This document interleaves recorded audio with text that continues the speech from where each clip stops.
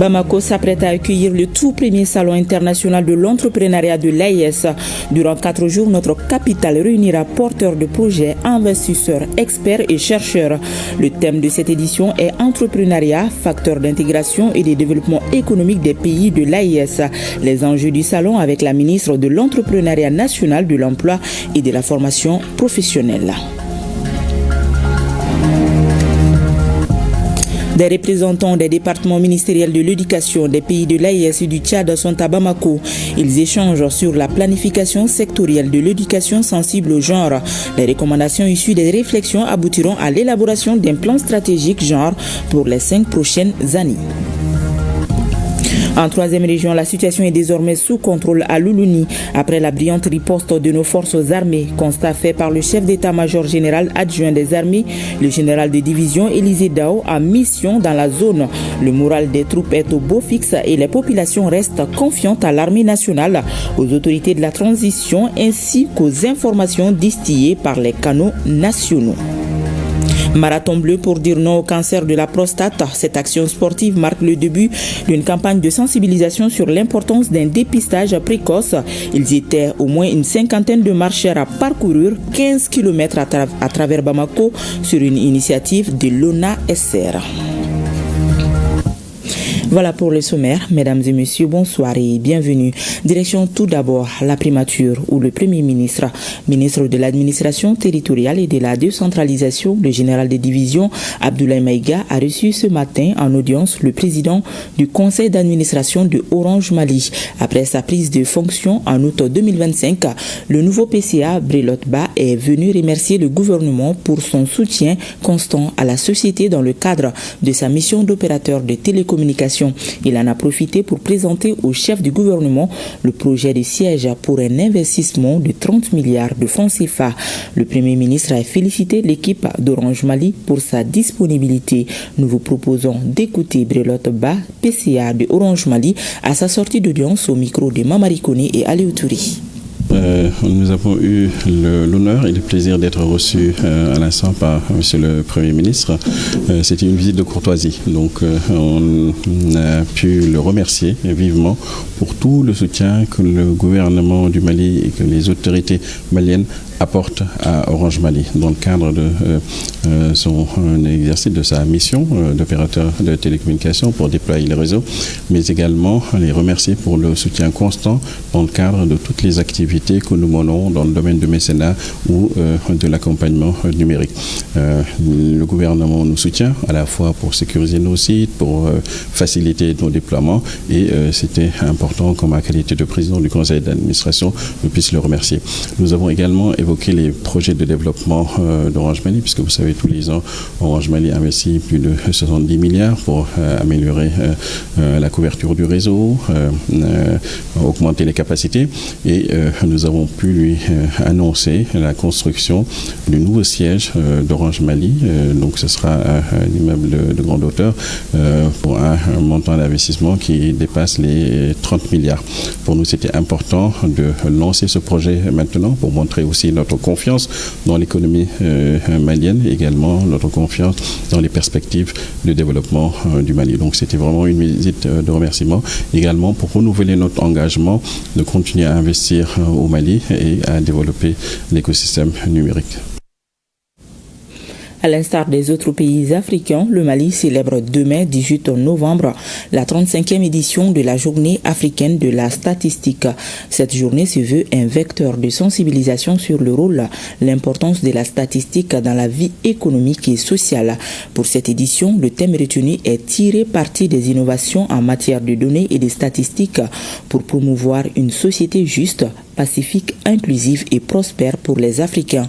En prélude à cette journée, nous vous proposons la quintessence du message du ministre de l'économie et des finances, Alucine Sanou. C'est avec Tamsir Djabati.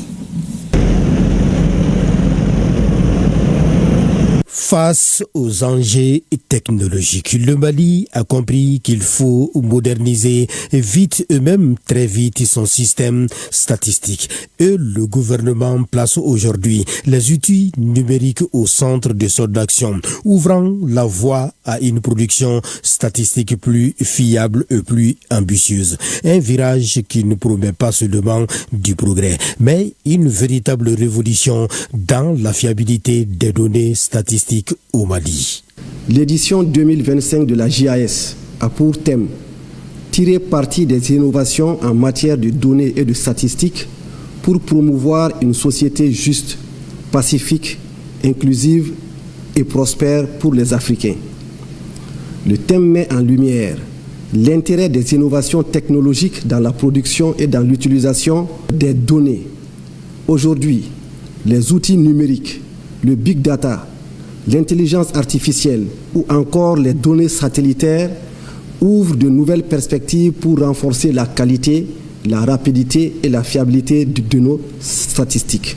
Justement, l'opportunité qu'offrent les outils numériques a permis de comprendre certaines réalités des populations et surtout en ce qui concerne la gouvernance économique et sociale. Elle nous aide à mieux comprendre les réalités de nos populations, à mesurer les inégalités et à anticiper les besoins dans les domaines essentiels tels que la santé, l'éducation, l'emploi ou la sécurité alimentaire. Il est donc avéré que le système statistique national se porte bien au regard des réformes engagées et les résultats enregistrés par l'Institut national de la statistique. Des efforts qui traduisent la volonté du gouvernement à faire du système statistique une donnée sécurisée au service du développement. Nous avons engagé la numérisation des enquêtes et des recensements, renforcé la capacité technique de nos agents et mis en place des bases de données intégrées pour faciliter l'accès à l'information statistique. Ils s'inscrivent aussi dans le cadre de la mise en œuvre et du suivi de la vision Malikura Nyetasira Kabensam Bafla Anibioroni Savama, dont la première phase décennale est la stratégie nationale pour l'émergence et le développement durable 2024-2033. En célébrant cette 35e journée, le Mali tourne une page, celle des approximations. Une nouvelle s'écrit plus nette, plus solide d'un pays qui maîtrise enfin ses données statistiques.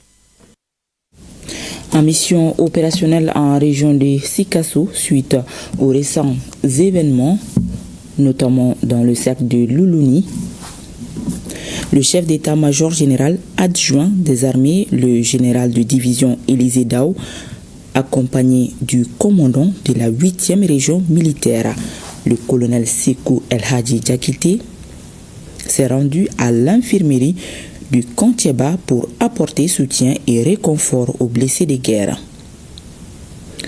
Le chef d'état-major général adjoint des armées rassure que la situation à Loulouni est sous contrôle des FAMA. La preuve, le trafic se déroule normalement sur la RN7 et le ratissage se poursuit sous la supervision de la hiérarchie. Toujours en 3e région, face à la cabale médiatique orchestrée contre notre pays en vue de démoraliser nos troupes et créer la panique au sein des populations, les Sikassois, fiers de leur armée nationale et confiants aux autorités de la transition, restent déterminés à ne jurer que par les informations distillées par les canaux nationaux. Compte rendu, Sekou Konaté, Yorubala Diabaté et Taïrou Konati. Depuis quelques années déjà, que notre pays a décidé de s'affranchir du joug colonial et d'assumer en toute responsabilité sa souveraineté totale et entière en imposant à tout partenaire les 3 principes chers au président de la transition, le général d'armée Assimi Goïta, à savoir le respect de notre souveraineté nationale, le respect de nos choix stratégiques et l'intérêt du peuple au cœur de tous les projets de développement, suivi du renvoi des forces onusiennes et de Barkhane. Notre pays devenait dès lors la cible de certaines presses au service des princes d'hier. Mais malgré cette prise de position par certains partenaires, les communautés continuent de vivre en parfaite symbiose à Sikasso. Que l'on soit du nord, de l'Est ou de l'Ouest. Aujourd'hui au Mali, nous vivons en symbiose avec tous les étrangers, toutes les nationalités.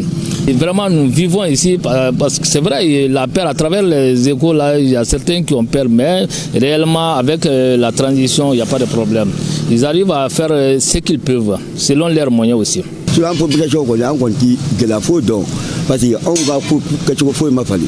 On me fait que tu vas me faire on me fait que tu vas vraiment faire ma fara on a critique sur le à critique bon on dit que là qu'on a on me faut les dire en autorité de moi parce que je suis client bon lui et c'est à tanga segura vraiment me doit de que est ga fam alaka de malana alaka ta fanganduma ala poussé basima foi tana hera ko ame dunga bo anga yoro min gadi beta kasigi yaro kon nyeba anga fere feuna foi tana hereko amesi kanga fere ke lamjara ka wuli kana baro be ke lampiya ka jamana nyemo be baram na kadanye ready amba ko bi amba ko sini ali bisa ala ka fansi kira ka fansi a jon banye tumna ala nyebo ra tumna ala ka afan dama. Et ce n'est pas tout. Ces populations ont désormais décidé de ne se fier qu'aux infos relayées par les canaux officiels de l'État. Vous voyez la ville à Bamako, mais est-ce qui se plaint à Bamako aujourd'hui? Personne. Hein? À Sikasso, tout de même. Peut-être qu'aux alentours, bon, il y a des égarés, tu vois, qui sont en train de mettre le feu dans nos citernes et autres. Sinon, par rapport à la ville de Sikasso, il n'y a rien. On ne se plaint pas du tout. On est là vraiment tranquille et les forces de l'ordre sont là vraiment en train de faire leur travail et vraiment nous les remercions. Ça, c'est des déclarations qui viennent des ennemis. C'est pour avilir notre pays, alors qu'au fond, vraiment, il n'y a pas de pays aussi bon que le nôtre, la Mali. C'est du mensonge, ça c'est du faux renseignement qu'on veut répandre autour de notre pays pour décourager les bonnes volontés, décourager les gens. Non, point du tout. La transition est en train de tout faire pour nous, tout. Les gens là sont en train de tout faire et notre cher président est en train de tout mettre en œuvre pour nous mettre à l'aise. Mais c'est nous-mêmes qui ne sommes pas des gens faciles à gérer. Soutien sans faille aux autorités de la transition en place. Soutien à notre armée nationale. Tel est le sentiment qui anime les citoyens de la capitale du Kénédougou. Car pour eux, nous n'avons que ce seul Mali, le Mali éternel. Et dans un communiqué déposé à notre rédaction, le Bureau national des anciens combattants condamne fermement tout complot, acte politique et terroriste planifié et mené dans le but de rendre ingouvernable notre pays par les armes, la subvention, le sabotage économique visant à empêcher l'acheminement normal du carburant pour desservir les services de l'État et les paisibles populations maliennes. Le Bureau national des anciens combattants apporte son soutien indéfectible au général d'armée Assimi Goïta, président de la transition, chef de l'État, à son gouvernement et aux femmes pour les efforts déployés et ceux en cours dans le cadre de la lutte contre le terrorisme, pour la défense de la souveraineté de notre pays et pour son développement économique et social dans la paix, en toute sécurité et dans la cohésion sociale. Dans la région de Kaya, précisément à Kéniéba, plusieurs citernes à des destinations bien déterminées ont été détournées ce week-end grâce à la vigilance des équipes de brigade dépêchées sur place par le directeur régional du commerce, de la consommation et de la concurrence. Ces cisternes ont été immobilisées. Le point avec Kansutu Kanouti. Les instructions données par le directeur général du commerce, de la consommation et de la concurrence à sa direction régionale de Caille sont strictement respectées. Le directeur régional, Robo Bayo, a délégué une équipe de brigade suite à des informations reçues de son service local de Kéniéba par rapport à des dépotages entre citernes et à des détournements massifs de destination de citernes dans la zone de Kéniéba du 15 au 16 novembre 2025. Ces citernes étaient destinées à approvisionner la ville de Kéniéba. Donc à notre grande surprise, après vérification, ces citernes étaient destinées à des personnes étrangères. Après enquête, nous avions compris effectivement que la station bénéficiaire n'était pas au courant même de ces informations, alors que le nombre de citernes était important. Donc c'est dans ce cadre-là que les citernes ont été immobilisées. Lorsque nous avions intervenu, l'importateur a pris contact finalement avec les responsables de la station et finalement les autres citernes qui n'étaient pas appréhendées ont été livrées à à la station. Et l'équipe a également commencé à suivre les dépotages au niveau de la station. Face à cette situation, le directeur du commerce, de la consommation et de la concurrence lance un cri de cœur. Nous interpellons vraiment toutes les sociétés qui font ces pratiques de cesser et qu'ils formalisent. Et les sociétés qui sont légalement créées et qui sont effectivement dans ces différentes zones, que ce soit CAI ou dans les autres cercles de CAI, doivent passer par la direction pour leur approvisionnement. Et il n'y a pas de problème en cela. Mais le faire de façon illégale n'est pas du tout acceptable.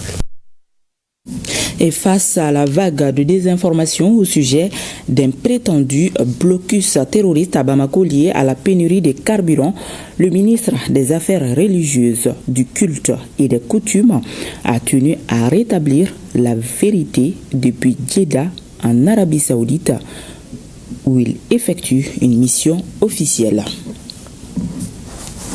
Dans une interview exclusive accordée à la chaîne Al Arabiya, le ministre a affirmé que la situation au Mali est calme et maîtrisée, précisant que les populations vaquent librement à leurs occupations, aussi bien à Bamako que dans les autres régions du pays. Le ministre a réitéré l'engagement du gouvernement de transition à œuvrer sans relâche pour la paix, la sécurité et le bien-être des citoyens. En marge de cette intervention, le ministre a pris part à la 5e conférence internationale sur les Hadj, un rendez-vous annuel qui réunit décideurs, experts et entreprises du monde musulman autour de l'amélioration des services aux pèlerins.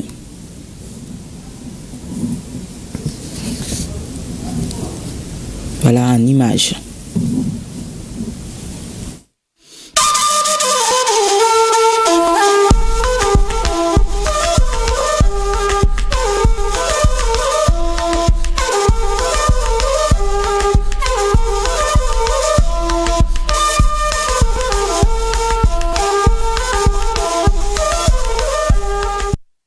Je le disais dans les titres, une vingtaine de délégués des départements ministériels des pays de l'AES et du Tchad participent à une rencontre de quelques jours à Bamako sur la planification sectorielle de l'éducation sensible au genre.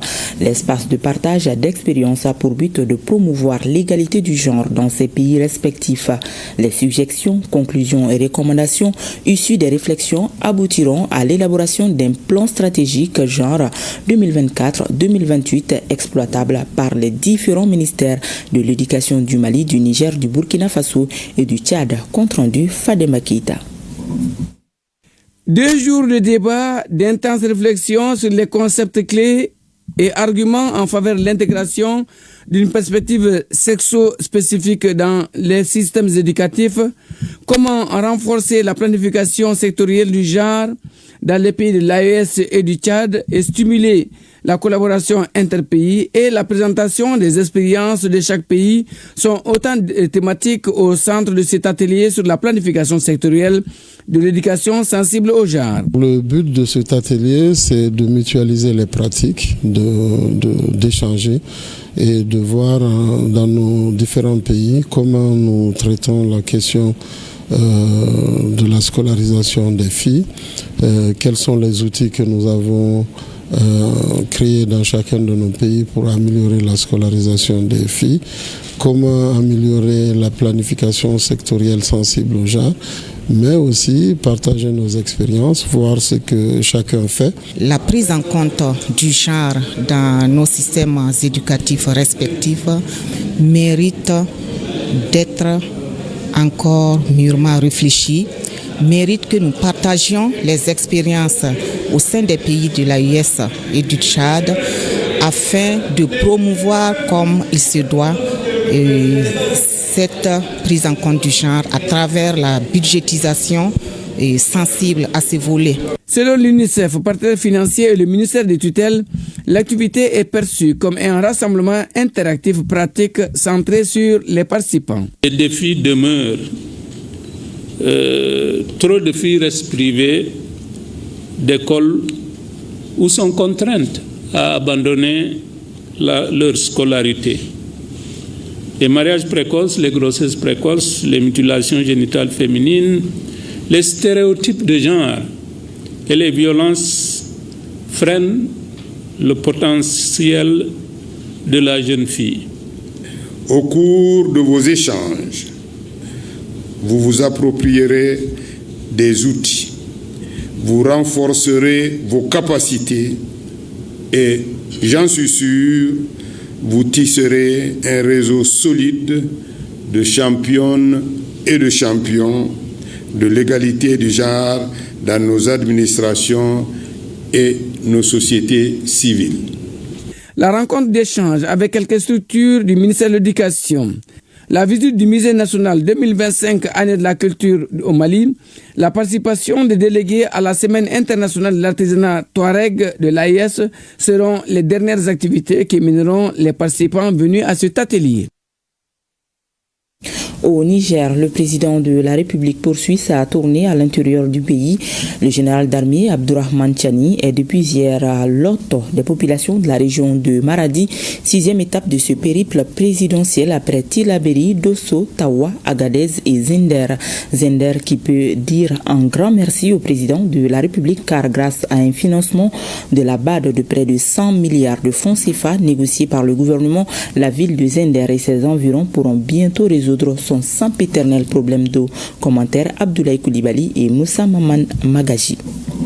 Près de 100 milliards de francs CFA de la BAD pour alléger pour de bon les souffrances des populations de Zender en matière d'approvisionnement en eau potable. Une problématique lancinante qui dure depuis plusieurs décennies, depuis avant l'indépendance, ce qui, entre autres raisons, avait conduit le colon, toujours au plus près de ses intérêts propres, à transférer en 1926 ce qui était encore la capitale de la colonie française du Niger. Certes, tous les régimes qui se sont succédés ont tenté d'apporter une solution au problème d'eau à Zender, mais c'est bien la première fois qu'un régime investit autant de ressources. Et quelle meilleure opportunité pour annoncer aux Zenderois une aussi bonne nouvelle, un tel cadeau, une telle aubaine que la présence effective du président de la République à Zender. D'autant que ce projet salvateur d'envergure s'inscrit en droite ligne de la vision du chef de l'État pour la refondation. Et ce n'est pas tout.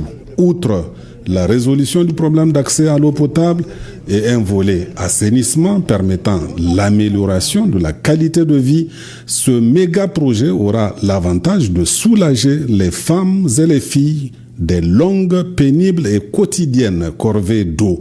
Du coup, les filles pourront s'adonner pleinement à leurs études. C'est ce qu'on appelle un vrai projet structurant. Avec sa signature, le Niger, pays sahélien par excellence, franchit une étape décisive dans la bataille pour l'accès à l'eau potable. Et dans le pays des hommes intègres, Bobo Dioulasso est en plein chantier. Le gouvernement veut aller plus vite. Ce week-end, le ministre des Infrastructures et du Désenclavement est descendu sur le terrain pour un contrôle intensif des travaux en cours dans le cadre du projet de mobilité et de développement urbain des villes secondaires.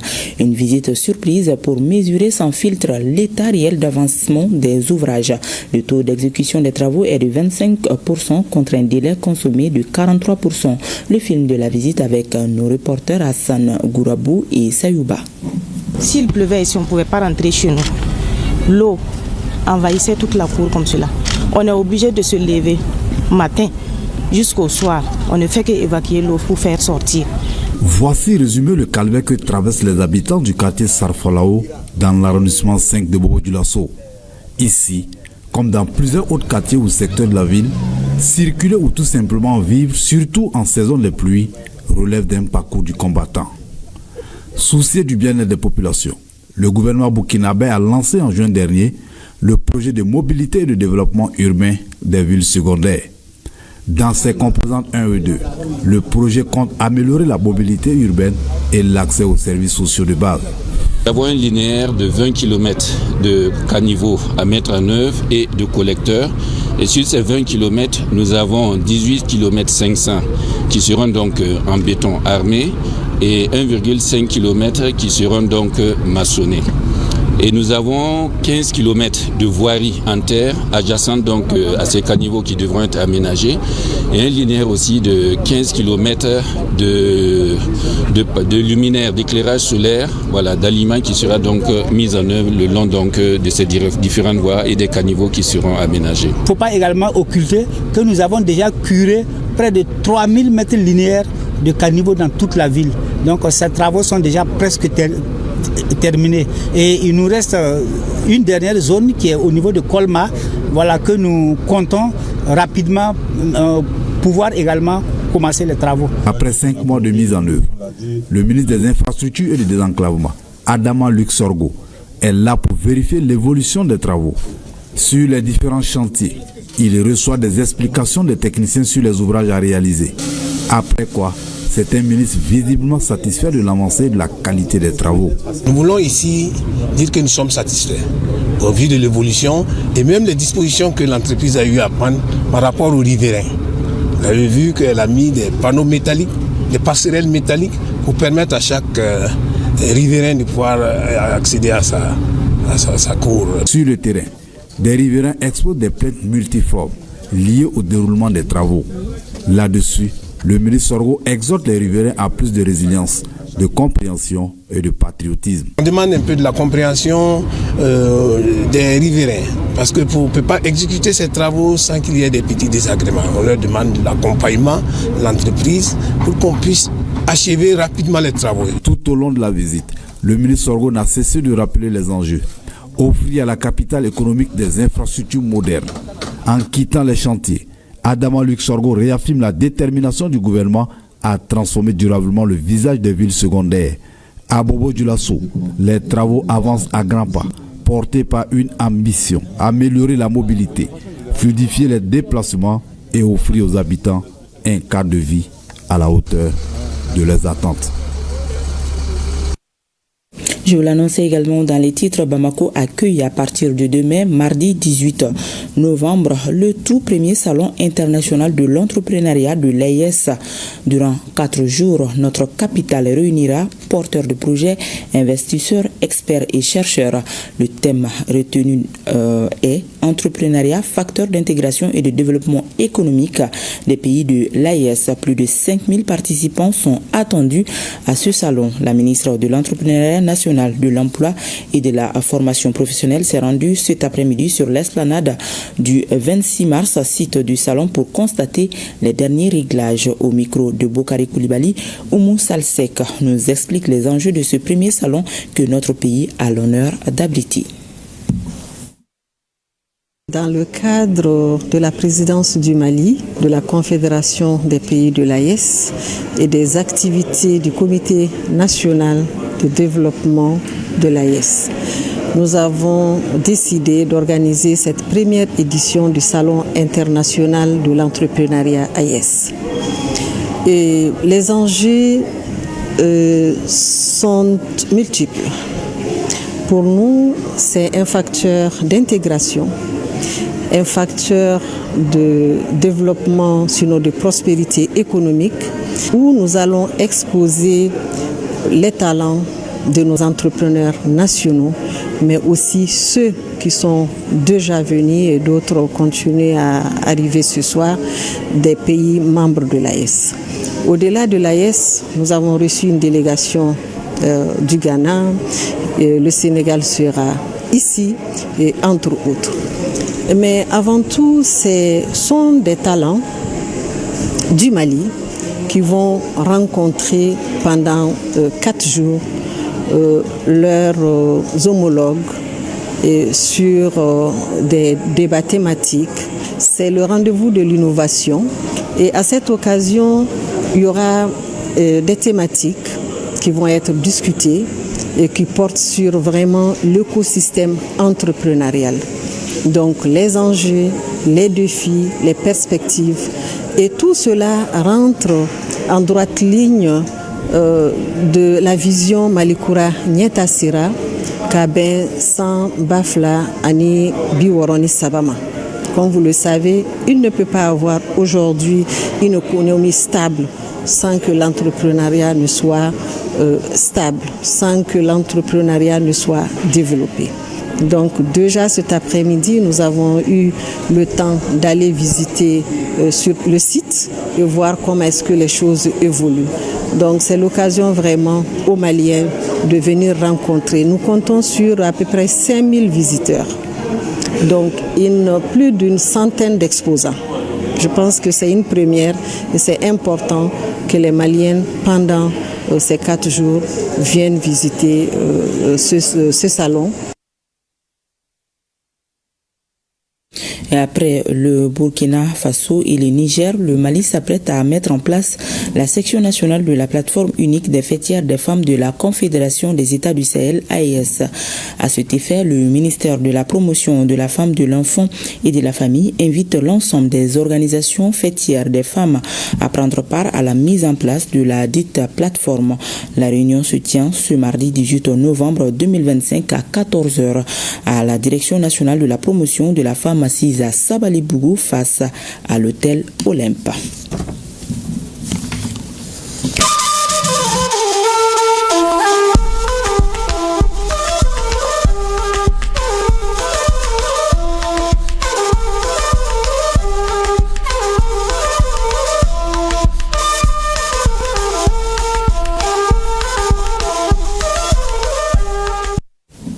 Le 15 novembre 1988 est la date anniversaire de la célébration de la déclaration de l'indépendance de l'État de Palestine.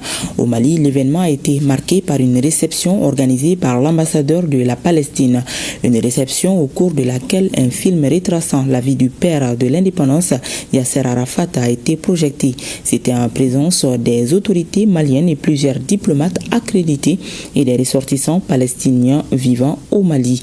Reportage Ibrahim Kaokonate et Sambou Diakité.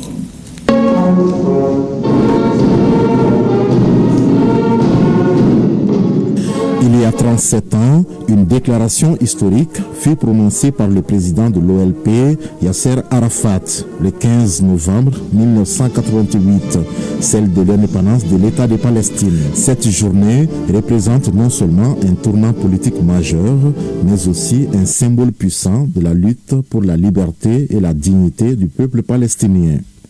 Cette journée a été l'occasion pour l'ambassadeur de rendre hommage au président Yasser Arafat à travers un film documentaire de 42 minutes, 21 ans après sa disparition. Il y a 37 ans, le président Arafat et lui-même, il a déclaré depuis Alger le Conseil national palestinien qui s'est tenu en Algérie le 15 novembre. Elle a déclaré la déclaration de l'État de Palestine. À la lumière de la nouvelle vague de reconnaissance de l'État de Palestine, la Déclaration mondiale de New York, adoptée le 12 septembre dernier aux Nations Unies et approuvée par 143 pays, dont le Mali, qui a toujours été avec la Palestine.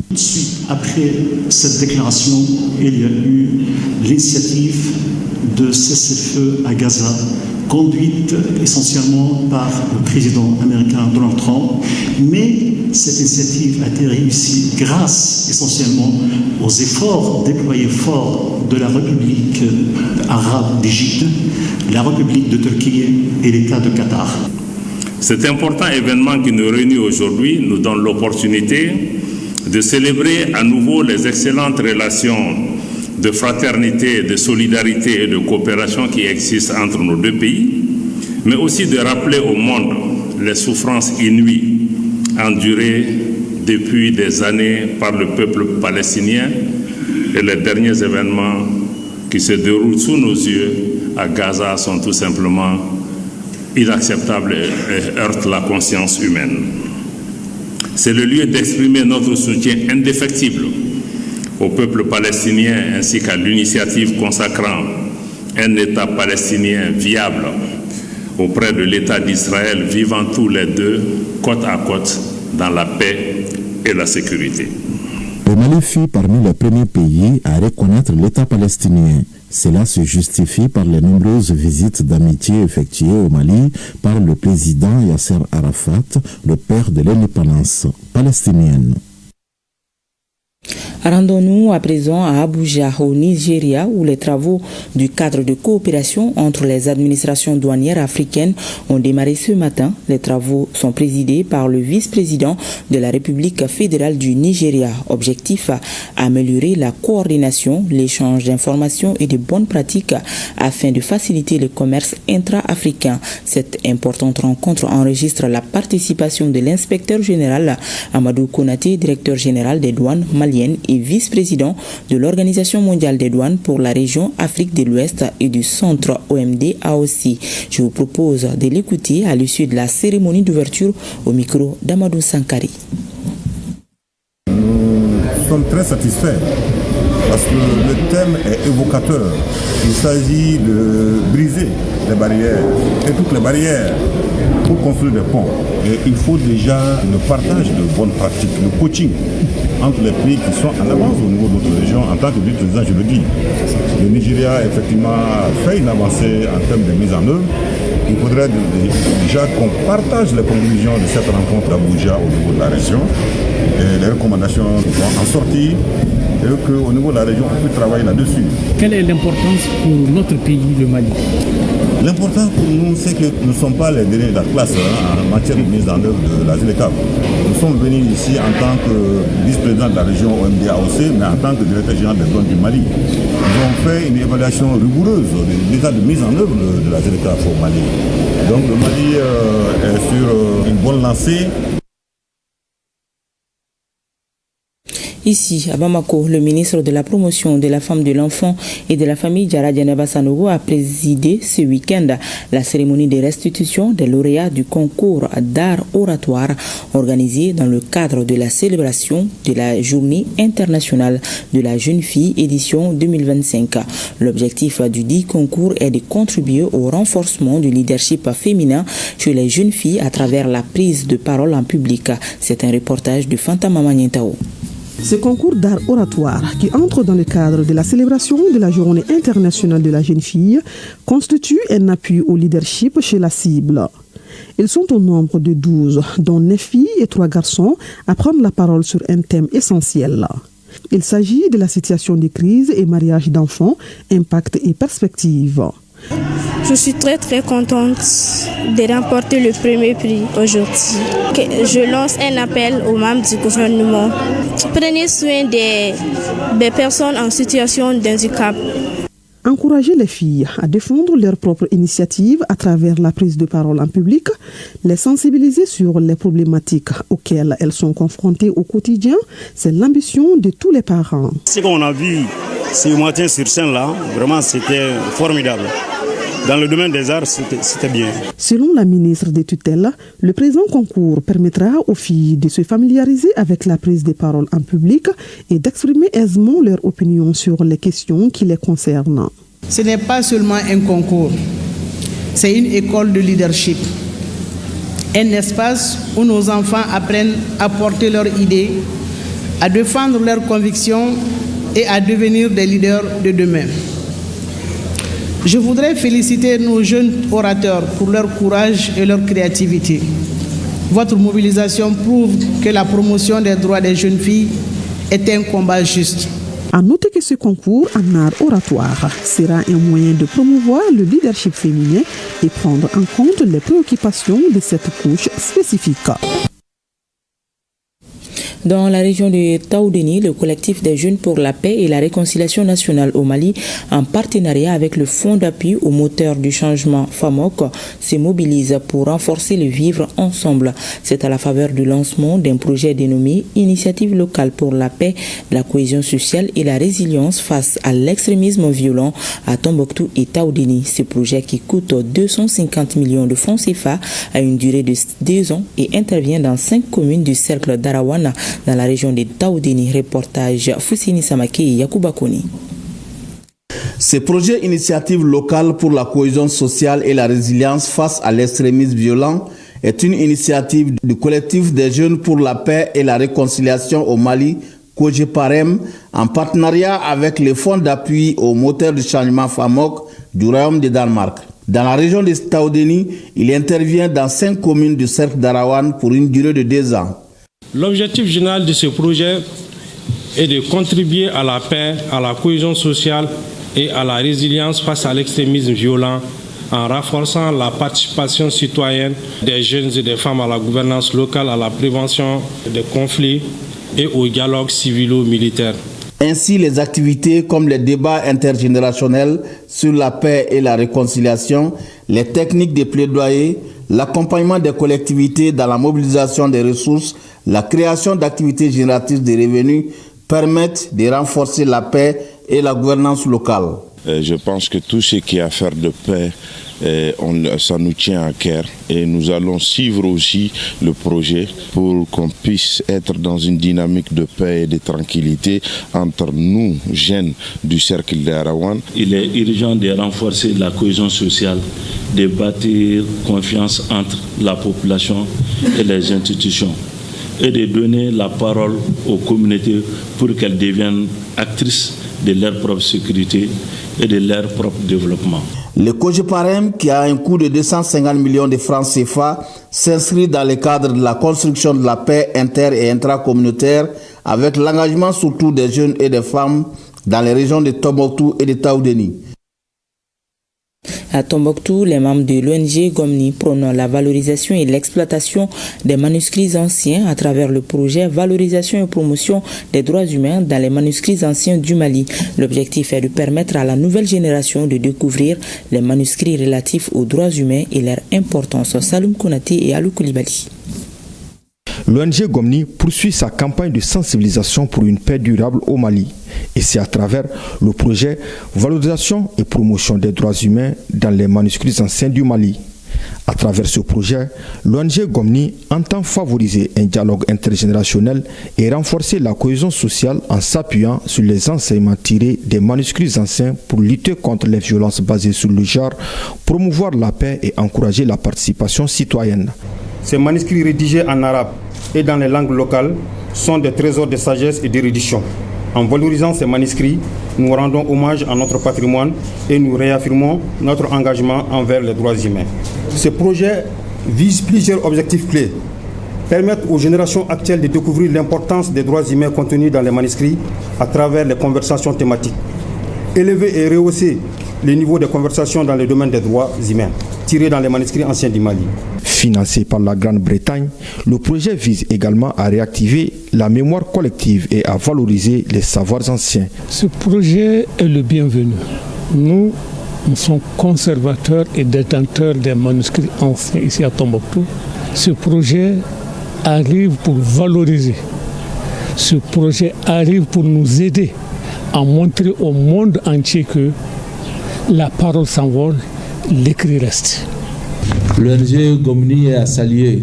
Nous demandons l'accompagnement de l'ensemble des acteurs pour la réussite de l'ensemble des objectifs que l'ONG s'est assigné à travers la mise en œuvre de ce projet ici dans la région de Tombouctou. Le projet concerne la région de Tombouctou et Ségou pour une durée de 6 mois.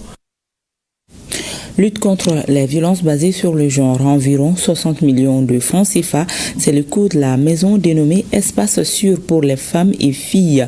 Cette maison, qui a été inaugurée à Ségou, vise à apporter une assistance aux personnes victimes des VBG. L'initiative est de l'ONG IEDA Relief en partenariat avec le Fonds des Nations Unies pour la population. Reportage à Kandé Sila et Bakary Traoré.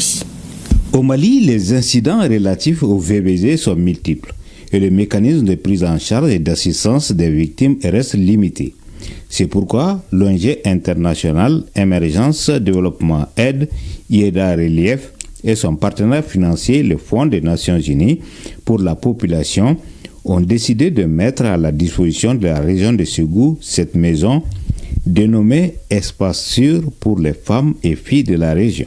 Cet espace sûr est un refuge de dignité, de confiance et de reconstruction. Un lieu où chaque femme, chaque fille, quoi que soit son histoire, trouvera une écoute attentive et confidentielle, un accompagnement psychosocial et médical, un appui juridique et des opportunités de formation et d'autonomisation économique. L'infrastructure, qui a nécessité un investissement d'environ 60 millions de francs CFA, est composé d'une salle multifonctionnelle permettant aux femmes et filles de mener des activités relatives à la coupe-couture, la saponification et autres activités de transformation. Elle comprend également une salle d'accueil, un magasin et des bureaux. Nous sommes ravis d'avoir cet espace qui sécurise nos produits. Le centre répond à toutes nos aspirations. Je voudrais profiter de cette occasion pour inviter les collectivités bénéficiaires, les organisations féminines, les associations des jeunes à faire bon usage de ce centre. Le maire de la commune hôte rassure d'une utilisation judicieuse de l'infrastructure, mais surtout d'accorder une place de choix à la prise en charge des survivantes des VBG dans les programmes de développement social, économique et culturel PDSEC. Fin à Koulikoro et à Koutiala des activités du mois de la solidarité et de la lutte contre l'exclusion. La clôture a été marquée par la remise d'un important lot de vivres et de dons et de non-vivres à plusieurs couches sociales vulnérables dans ces deux régions. Voyons tout cela avec nos reporters Brema Kouni et Boubacar Sissoko. Les activités du mois de la solidarité et de lutte contre l'exclusion se sont achevées ici à Koulikoro dans l'espoir. Les actions réalisées durant cette 30e édition ont touché plusieurs couches vulnérables de la société en termes d'assistance alimentaire, sanitaire et de bienveillance. Les autorités régionales ont salué les mécènes et les philanthropes qui se sont manifestés pour cette cause. À l'instar des autres éditions, nous avons eu 4 semaines thématiques. Au cours de la première semaine consacrée aux personnes âgées, une forte délégation conduite par nos soins a rendu les civilités à 4 personnes âgées dans la commune urbaine de Koulikoro. Il faut rappeler que les préfets, au niveau des 8 cercles qui composent la région, ont accompli le même exercice. Des vivres et non-vivres ont été distribués. La grande donation de la fondation Orange Mali, d'une valeur de plus de 15 millions, a donné tout son éclat à la semaine. Nous notons également avec satisfaction l'appui de la santé communautaire à travers des consultations gratuites de plusieurs pathologies, des interventions chirurgicales, ophtalmologiques et des actions de sensibilisation à la prévention. La dotation en équipement solaire pour l'alimentation de la morgue du CCRF en électricité par un fils de la région du Koulikoro d'une valeur estimée à 10 millions de nos francs. Lors de cette cérémonie de clôture, une quantité importante de riz, de sel de cuisine et de savon a été distribuée aux veuves et aux orphelins de militaires, à la communauté burkinabé et nigérienne, aux religieux et aux maisons d'arrêt de la région. À vrai dire, nous avons su que la lutte contre l'exclusion a été une réalité. Nous remercions tous ceux et toutes celles qui ont mis la main à la poche pour nous octroyer. Pour la communauté des deux pays de l'AES, le Burkina Faso et le Niger, cet appui prouve une fois de plus qu'ils ne se sentent pas étrangers chez eux au Mali. Qu'Allah bénisse tous les Maliens, qu'Allah favorise l'entente et le vivre ensemble. Nous prions notre Créateur afin qu'il nous prochaine que nous soyons sur le sentier de la solidarité et de lutte contre l'exclusion. Selon le directeur de cabinet du gouverneur, la solidarité est certes une vertu cardinale de la société malienne, mais qu'il faudra la préserver à tout prix. Tout est bien qui finit bien. À Koutiala, le mois de la solidarité et de la lutte contre l'exclusion a pris fin par une remise d'un important lot de vivres et de non-vivres à plusieurs couches sociales qui en ont besoin. Ce don est une initiative de la Direction nationale du développement social appuyée par le commissariat à la sécurité alimentaire. Le Lions Club Koutiala Coton et l'entreprise Tarador ont fait des contributions. Cette 30e édition, qui marque une étape importante dans l'histoire de cette noble initiative, nous interpelle tous à renforcer notre engagement collectif pour lutter contre l'exclusion sous toutes ses formes et pour bâtir une société plus inclusive où chaque citoyen trouve sa place sans distinction d'âge, de sexe, condition ou de situation sociale.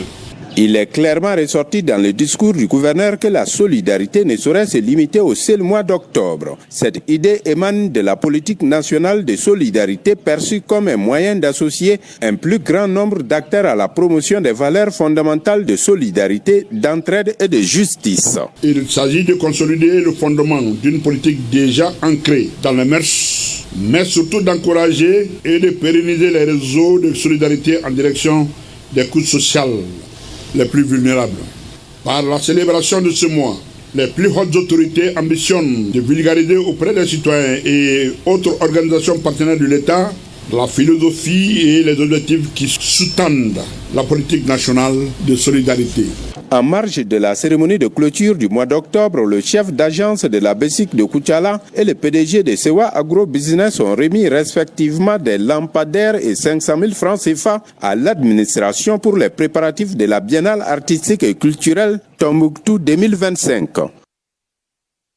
Parlons santé à présent. Pour sa deuxième journée scientifique, la Société malienne de pneumologie se penche sur le thème « La survie de l'enfant ». La conférence visait à alerter la population sur les dangers de la pneumonie infantile et adulte. Une mise à jour des spécialistes de la santé. Le compte-rendu de Awa Adama Koulibaly et Mbarakou Maïka.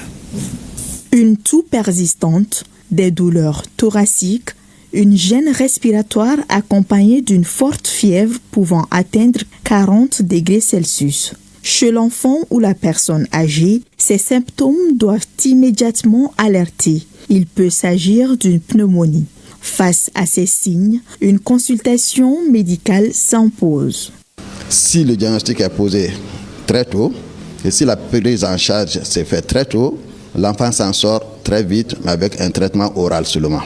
Alors que si la pathologie dure, avec des traitements mal adaptés, ils peuvent avoir des complications, surtout qui peuvent être l'origine du décès de l'enfant. Donc c'est une maladie grave. Au Mali, la pneumonie constitue la deuxième cause de mortalité infantile après le paludisme. En 2018, elle a emporté 12 557 enfants, soit l'équivalent d'un décès chaque heure. Selon Save the Children, l'UNICEF et la coalition Every Breath Counts. De novembre jusqu'en février, c'est l'harmattan, c'est la pollution atmosphérique et c'est des polluants et c'est des brouillards, les smogs. Tout ceci là, contribue à la survenue de la pneumonie. Cette journée nous permet de sensibiliser et aussi avoir des innovations pour la prise en charge adéquate de ces malades qui nous parviennent. Pour réduire les risques, les spécialistes recommandent aux parents de veiller aux vaccinations de routine des enfants de 0 à 5 ans, de traiter rapidement tout signe de rhume et de toux et de se protéger en cette période d'harmattan. Et un mot de ce marathon bleu pour dire non au cancer de la prostate. Une cinquantaine de marcheurs ont parcouru 15 km à travers Bamako sur une initiative de l'ONASR. Cette première édition vise à sensibiliser massivement les hommes sur l'importance du dépistage gratuit. Cette action sportive marque le début d'une campagne de santé publique que les organisateurs ambitionnent d'étendre sur l'ensemble du territoire national dès l'an prochain, nous dit Adam Maïga. Habillés en bleu, symbole de la lutte contre le cancer de la prostate, une cinquantaine de marcheurs ont parcouru 15 km dans la ville de Bamako. Une façon pour les organisateurs de sensibiliser et lutter contre le cancer masculin. De la place Cannes au monument de l'indépendance, en passant par celui de la paix, les marcheurs scandaient des messages d'espoir. Après 1h20 de marche, une pause de 10 minutes est observée avant la destination finale qu'est la place Cannes. Nous avons marché 15 km pour donner l'alerte que c'est vraiment un danger auquel nous devons, de notre siècle auquel nous devons s'attaquer. Plus on fait le dépistage rapidement, plus il peut y avoir des solutions pour finir vraiment avec ce cancer de la prostate. C'est sport matinal entre dans le cadre de la première édition de la lutte contre les cancers de la prostate. Il vise à sensibiliser et inviter les hommes à se faire dépister gratuitement contre la maladie. C'est une initiative de l'Office national de la santé de la reproduction en partenariat avec Tolé et Sinapharm. En novembre bleu, c'était un mois dédié à la lutte contre ce cancer de la prostate. Ce clin d'œil pour les hommes qui meurent à un certain âge dans un silence absolu. Durant tout le mois, nous allons sensibiliser plus de 100 000 hommes.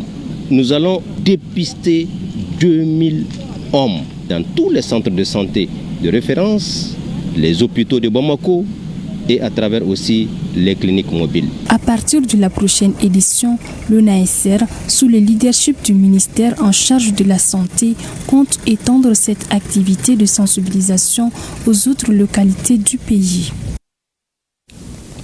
Le ministre de la Jeunesse et des Sports chargé de l'instruction civique et de la construction citoyenne, Abdul Kassim Ibrahima Fomba, s'est rendu vendredi dernier au centre de médecine sportive situé en commune 2 du district de Bamako. Objectif, s'assurer du dispositif mis en place pour la visite corporelle et physique des futurs volontaires au service national des jeunes. Il a profité de l'occasion pour délivrer le message de patriotisme aux candidats. La visite corporelle et physique a commencé le 6 novembre et a pris fin aujourd'hui sur l'étendue du territoire national. Salif Ouedraogo et Oumar Katraouri étaient de la visite.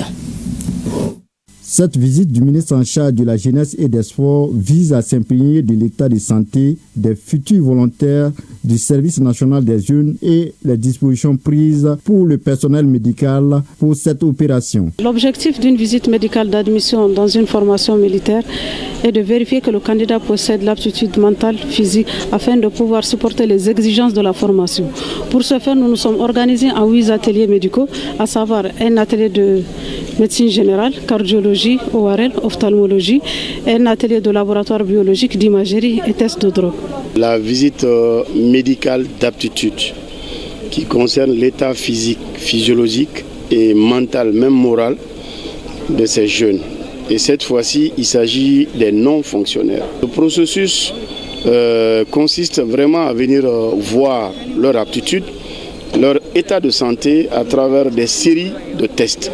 Donc au niveau du sang, au niveau de l'urine, au niveau même du corps. Au cours de cette cérémonie, le ministre Fomba n'a pas manqué de mettre l'accent sur le patriotisme, mais également apporter des encouragements et des conseils aux volontaires du service national des jeunes. C'est pour demander toujours aux recrues d'être dans la dynamique, de suivre aujourd'hui les consignes qui sont données sur place. C'est pour leur bien. Parce que la formation, elle est très rude, hein. Elle est rigoureuse, elle est rude, elle est physique, elle est mentale au niveau de Bafo. Donc il est important de s'assurer que le corps va suivre. Et cela est important. Donc en réalité, les tests qui sont ici peuvent être des tests éliminatoires, mais en réalité, c'est pour le bien de la personne. Le ministre Fomba quitte les lieux satisfaits de la bonne organisation de cette opération. Et les choses sérieuses peuvent commencer pour les candidats volontaires au service national des jeunes. Et c'est ce qui met un terme à cette édition. Merci à vous de l'avoir suivi. À demain, même heure, s'il plaît à Dieu.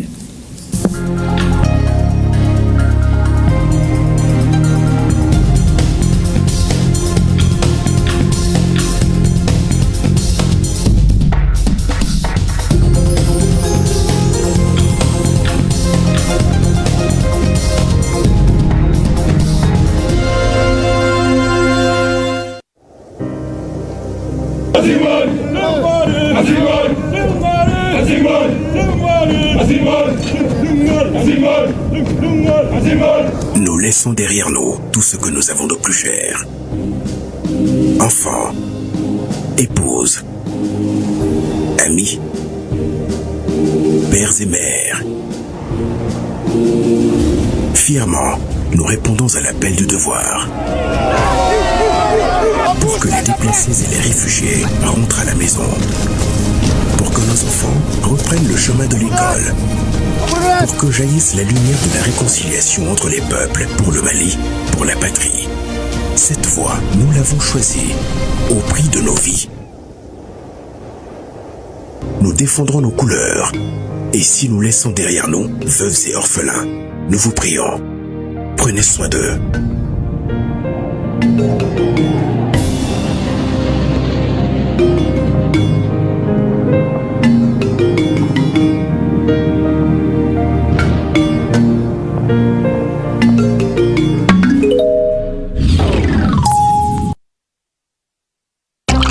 Ngolo, Nego, igaderi machine. Ako betuko diri. Chokora ma inigo.